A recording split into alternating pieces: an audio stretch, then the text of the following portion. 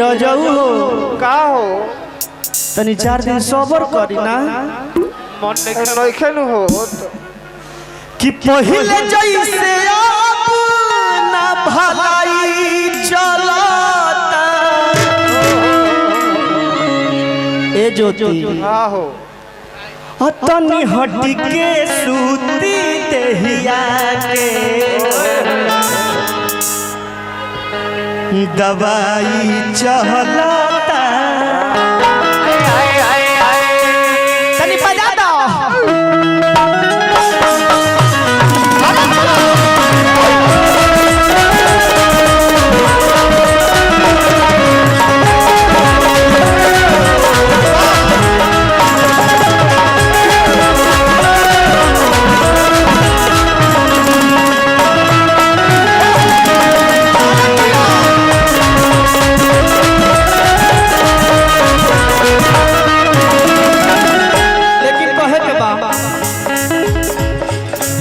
जे जे गाना के सुन ले तनी हाथ उठा के मीठा मीठा ताली बाजे के चाहिए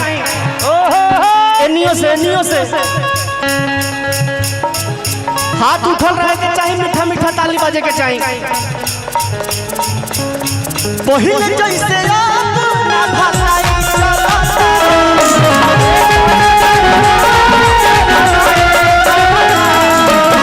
पहिले जैसे अब ना भलाई चलता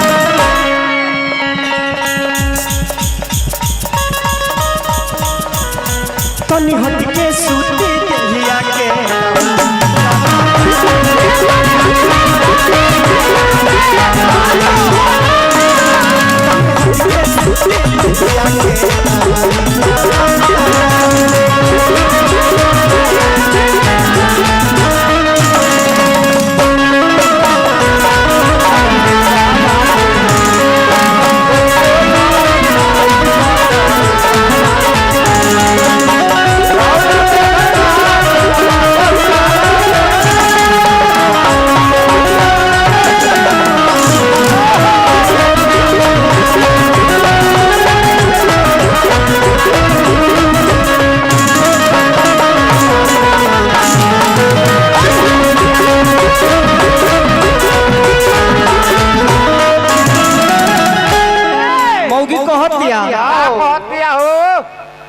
किसे चपर है कर अदेह से नयंगेज कर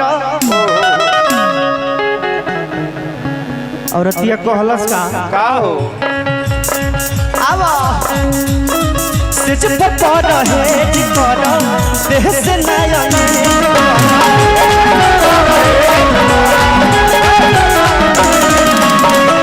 बनी को मजोरी अभी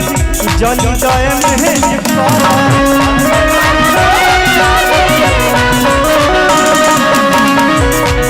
बहुत बहुत पुरस्कार बड़े भाई के तरफ से सारा कलाकार लोग के आकाश सिंह बिट्टू सिंह और भैया की तरफ से बहुत पुरस्कार बात बुझत हो कमाई बोलता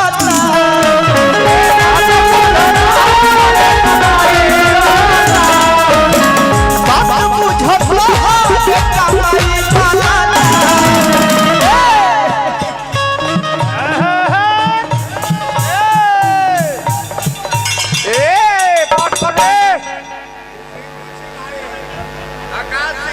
सिंकू सिंह भैया के तरफ से आकाश सिंह जी के तरफ से हजारों हजार के पुरस्कार मिलल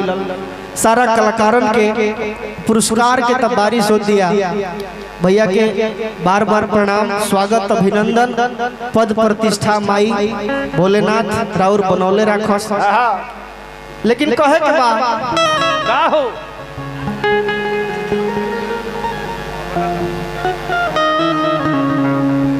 कि बात बुझत हो कमाई बोलता बात बुझत हो कमाई बोलता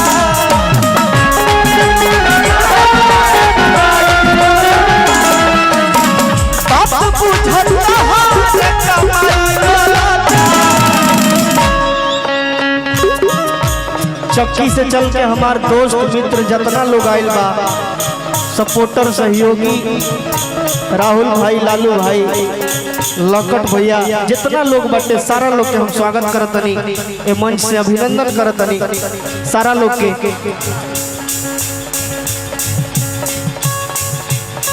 बात पूछत हो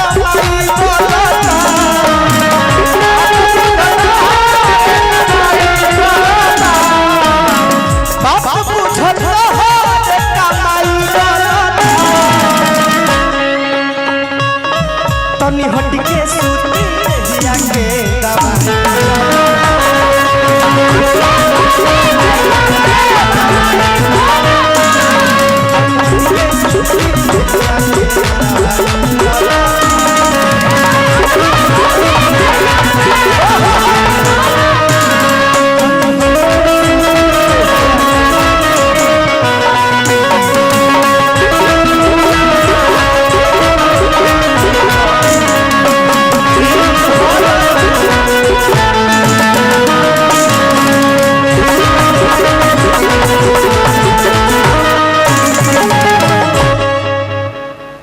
मंच पर बैठल ब्रिजेश भाई बहुत सुंदर कलाकार, बहुत अच्छा कलाकार।